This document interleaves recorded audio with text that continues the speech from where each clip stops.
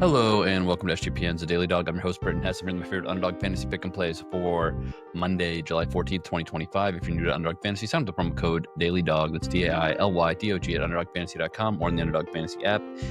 It is worth using that promo code. If you have not used it yet, you get a 50% deposit match bonus worth up to $1,000. And using it on the Home Run Derby is a great place to get involved. I am a kind of home run derby freak. I love the home run derby. I put a lot of home run derby content out there. So, last year we had some home run derby stuff. We'll do home run derby stuff again today. But we hit some stuff yesterday is what I should be saying, is that the home run derby worked well last year. So good for us there, and we'll try to do it again. The home run derby was okay. I'm trying to look at my last year's entries and I can't find them, but whatever. If you look at my Twitter, search Britton Hess home run derby, you'll see that I killed it. I had an exact ticket on Teoscar Hernandez to beat Bobby Witt Jr. at 30-1. I had Teoscar 10-1 straight up. I had a bunch of first round matchups where I faded Pete Alonso, and I went 3 out of 4 on those ones. So it was a beautiful time. And if you do get markets where you can fade Junior Caminero and Jazz Chisholm this year, you should do it. I have them as the 2 lowest probabilities to win this thing, although there have been some guys that have surprised in the years past who just showed up and made it to the final but didn't necessarily win. I use a really unique method as far as the way that I break down the home run derby. I do StatCast numbers, which again, it doesn't really seem like it would make sense on the surface, considering that pitching in a live game is a little bit different than the guy throwing you batting practice at the home run derby. But you have habits. They show up over time. The way you swing the bat, the way you make contact with the bat, determines if you're a good hitter. I mean, it sounds a little bit rudimentary, but if people are having really good exit velocities, are having good hard hit rates, and they're having good launch angles, and they're hitting the sweet spot very often, if they are, actually having a lot of blast, which means they're squaring up on hard hit balls, fastball or on fast swinging bats, that's going to play a factor. So you don't want to be able to all of a sudden turn into a home run hitter, or you don't want to all of a sudden have the attributes for hitting home runs that you just turn on during the home run derby during this 2-hour event on a random Monday night in July. You need to have those innate capabilities within your system. And of the categories that I look at there's 5 key StatCast categories that I have identified over the years, dating back to 2015 in the home run derby. Basically every year except for 2015, when Todd Frazier was the winner. It's been somebody who's been in the top half of average rank in the StatCast categories. So it's not necessarily in a vacuum. It's compared to the rest of the field. That's the whole thing, is how do these players compare to each other? And in the past 1, 2, 3, 4, 5, 6, 7, 8 years, so 8 out of the last 9 years, but 8 years consecutively, the person who has won the home run derby has been in the top half of the field when it comes to ranking them in the StatCast categories that I've identified as being interesting or important to winning this event. So that means you can cut half the field in half if you do the legwork like I did, and figure out who these top 4 are in the StatCast categories. Number 1 is Oneil Cruz. Number 2 is James Wood. Number 3 is Matt Olson, little hometown excitement there. And number 4 is Byron Buxton. So not necessarily all that surprising, but Cal Raleigh getting pushed out. Brent Rooker is right behind Cal Raleigh. Then Jazz Chisholm and Junior Caminero is at the bottom of the list. I know that, when you're asking like, oh, well, just because they're not in the top half doesn't mean they're not going to win. Doesn't mean that they can't make the final. And you're right. There have been some people who are in the bottom half who've made the final. In 2023, Randy Arozarena was 7th in the field of 8, and he made the final and lost it. In 2021, Trey Mancini was 6th in the field of 8, and he lost it and became the runner-up. And then way back in 2016, Todd Frazier, who had outlier stats for all sorts of home run derby participants, was able to be last in the field, but make the home run derby and become the runner-up the year after he won it, while being 6th in the field when it came to the StatCast categories that I care about.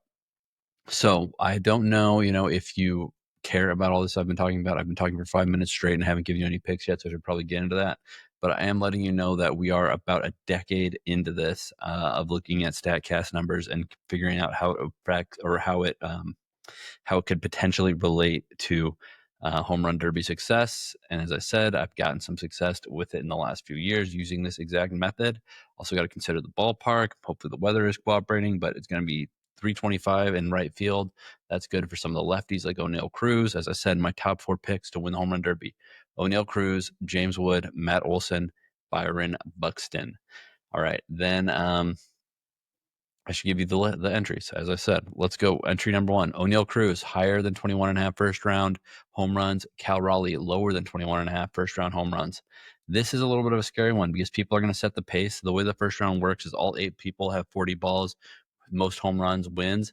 So if Oneil Cruz bats like last and he knows that, oh, I don't even need to, I've already qualified. I don't need a bat hit in that 20-second home run. I'm already on to the next round. Maybe that's a factor. But they do play for seeding. So the person who hits the most home runs in round 1 hits or plays against the person who hit the 4th most home runs in round 1 in the second round, aka the semifinals. And then 2 and 3 also go against each other. So there's a little gamesmanship there. But I do think Oneil Cruz is going to do it. And I think Cal Raleigh could be in trouble here. I don't think chalk is going to prevail in this home run derby. I just think that there's some issues in his profile when it comes to the other guys. That doesn't mean he's not a good game day hitter. He's obviously the best home run hitter on game day out of all these players. But there's too much hype around him, so I'm going to be fading him in this home run derby. So the first entry is Oneil Cruz, higher than 21.5 first round home runs. Cal Raleigh, lower than 21.5 first round home runs. 3.27x multiplier. Home run derby number 2, Byron Buxton, round 1 finishing position better than 4.5. Oneil Cruz, round 1 finishing position better than 4.5. 2 guys moving on to the semifinals. 2.13x multiplier there. Buxton actually has some stuff going for him here. I mean, Oneil Cruz is just dominating because he hits the launch angle sweet spot a lot. He hits it more than everyone else in the field. He has the highest hard hit percentage of anyone in the field, and his barrel rate is the highest of anyone in the field. And his hard hit, he's also up there in average home run distance. So he's got a lot going for him. That's all I will say. Then also, I think that Buxton, he has some things going for him too, which is his average home run distance. He gets distance on his swings. You don't want to be somebody who struggles to get it over the fence. You want somebody who's averaging the ball way, way out there. He's a righty. It's a little bit harder to hit a home run for a righty, I think, in this park than lefties. But at the end of the day, I think Buxton is going to get it done. So I'm taking Buxton and Oneil Cruz, both better than 4.5 for their round 1 finishing position, 2.13x multiplier.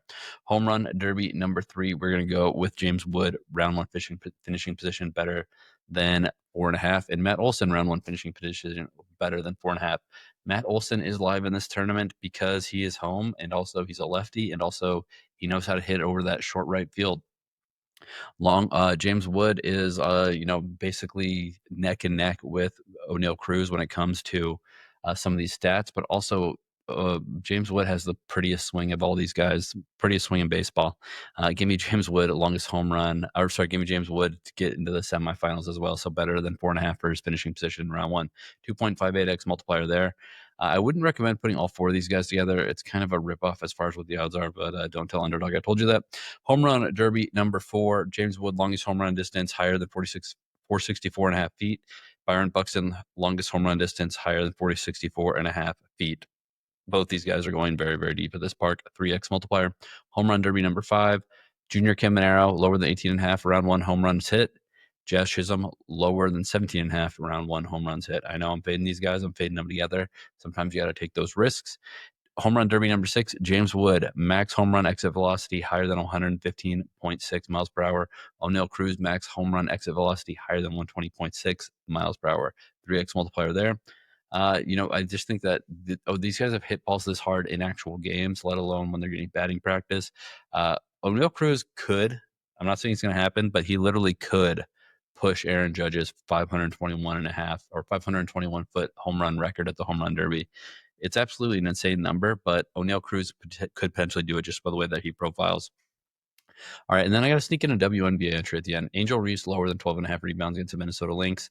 Fading WNBA stars has been good for me. And then I'm going to take Kayla Thornton lower than 13.5 points. Another WNBA star that I'm going to be fading. So that's a 3x multiplier. So lots of home run entries. I told you the 4 people I think are going to win. I think the best way to make money in the home run derby is choose an exacta combo you like and root for it. And again, the 4 people that I think are actually live to win this thing are Byron Buxton, Oneil Cruz, James Wood, and Matt Olson. That doesn't mean that they're going to be the only ones in the semifinals, but I think they're going to be the only ones in the semifinals. Good luck on your picks, and let's make some money.